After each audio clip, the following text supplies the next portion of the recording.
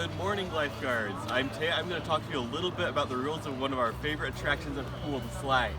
First, we've got to go over a couple of rules.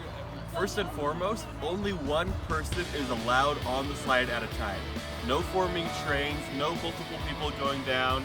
There are a couple of exceptions though. If a child is taller than the sign we have at the top of the slide and is over 14 years old, they are allowed to carry a smaller sibling down the slide that is shorter than the sign that we have at the top of the pool. This goes the same for parents that want to carry their kids down. Second rule is that patrons are only allowed to go down on their bum or on their back. They are not allowed to go down on their stomach, they are not allowed to go down head first, and they are not allowed to spin. If they break any of these rules, we have a couple of hand signals to allow the guards at the bottom to know that they're breaking rules, so they can then correct them. If a patron goes down head first, you whistle 3 times to the guard at the bottom and then tap your head to let them know that they've gone down wrong. If they've broken another rule, you're not allowed to spin on the slide. You whistle 3 times and you do this motion to let them know that they spun around. Same goes for going on your stomach, where you show this flip-flop motion. And if they went down before you let them know, you tap your wrist like you're tapping a watch. That's another one of our rules. Since only one patron is allowed on the slide at a time, you have to make sure that patrons have entirely exited the flume before you send down another patron. Another rule that we have is that in order that small children can be caught at the bottom of the pool.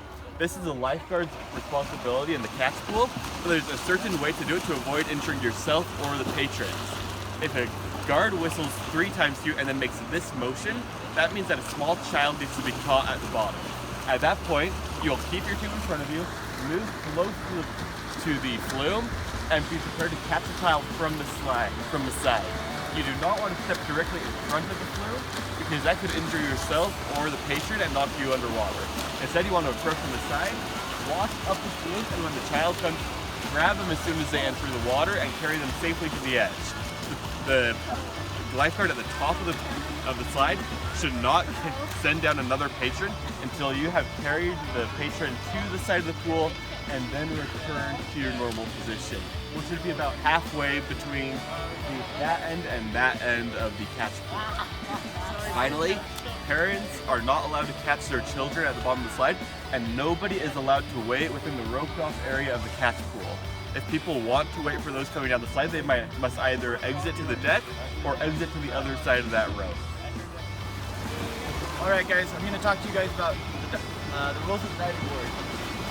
So, just want to remind you guys that when they're getting on the diving board, there should only be one person on the diving board at a time.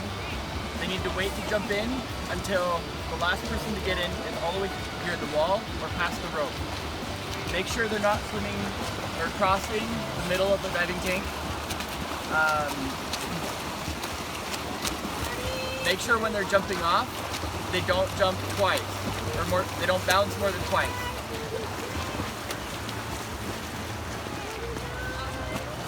Make sure they're not throwing any toys off of the diving board, or butt bouncing, where they sit and then go in. Make sure that they're not sitting down on the diving board and bouncing off. Make sure they don't jump off of the side or swim to this. Make sure they don't swim and get out at that wall. They have to get out of this wall or at the rope. Can parents catch? Parents cannot catch. Their children just should not go off the diving board. Life jackets shouldn't go off the diving board. What if they're a struggling swimmer? Should they be in this area? They should not be in this area if they can't swim.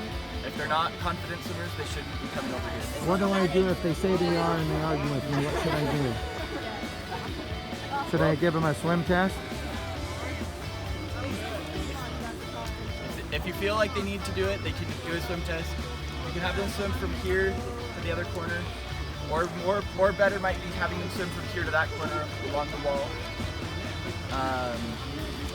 Make sure that you do blow your whistle. Make sure that your whistle's loud so that we can hear it if anything happens. Hey everybody, so today I'm going to talk a little bit about scanning.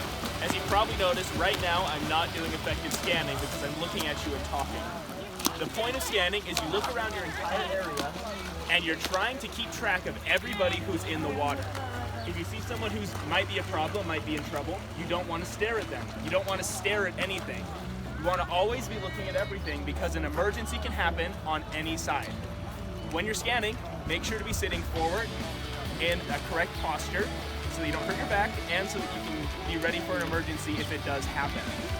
Make sure to keep your slack tied up so that you can jump in the water at any time.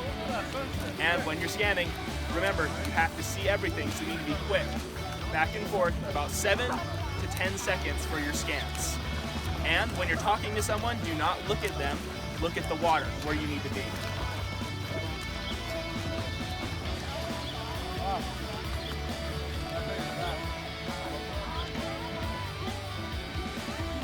Hi guys, I'm going to be talking about shift coverage today.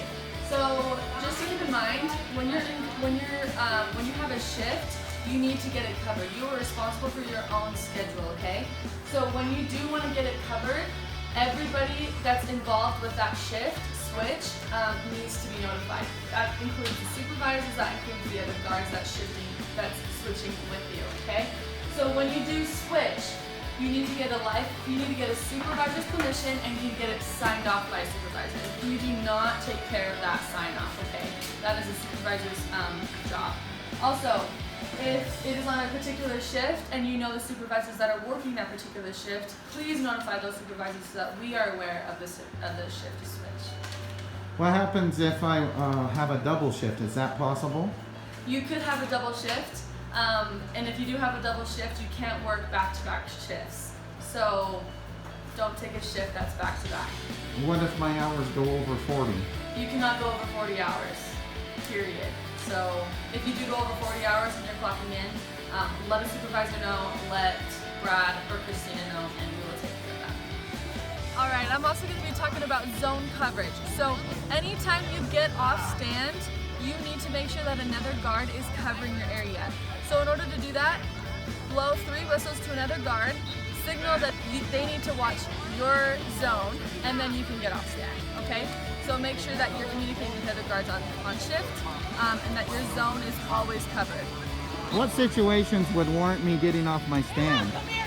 Such as if a patron was hurt or if you needed to talk to somebody that was a little farther than your reach, you're permitted, you're allowed to get off your stand and go talk to that patron. Hello guards, we are going to be talking about what a uniform should look like.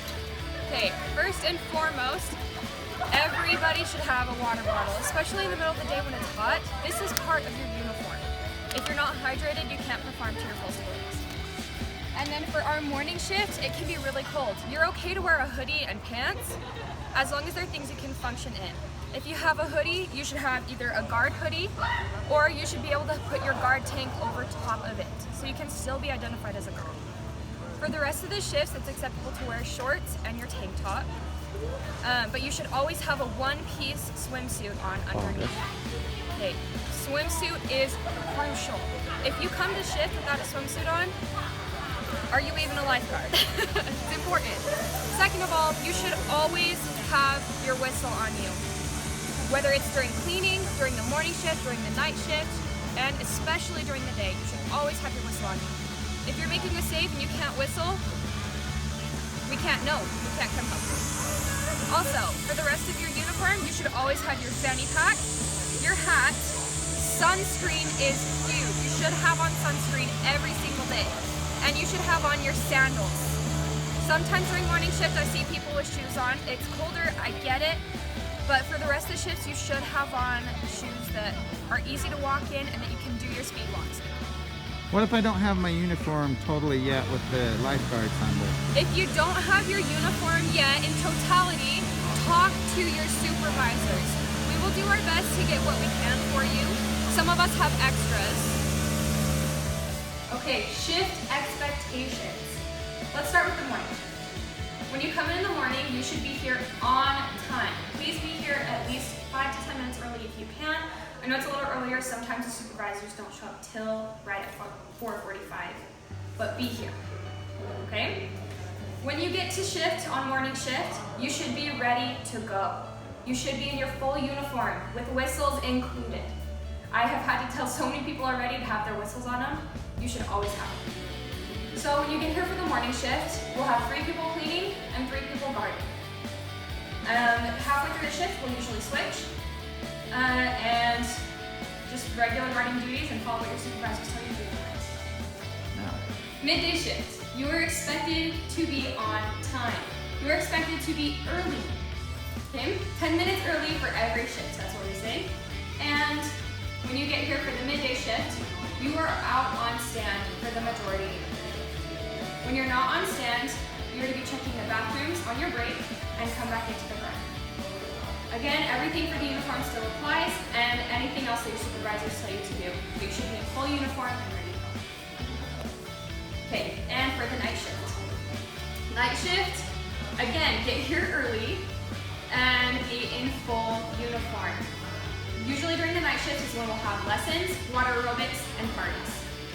During these changeovers, you're expected to do cleaning, or again, whatever your supervisors have you do that tonight.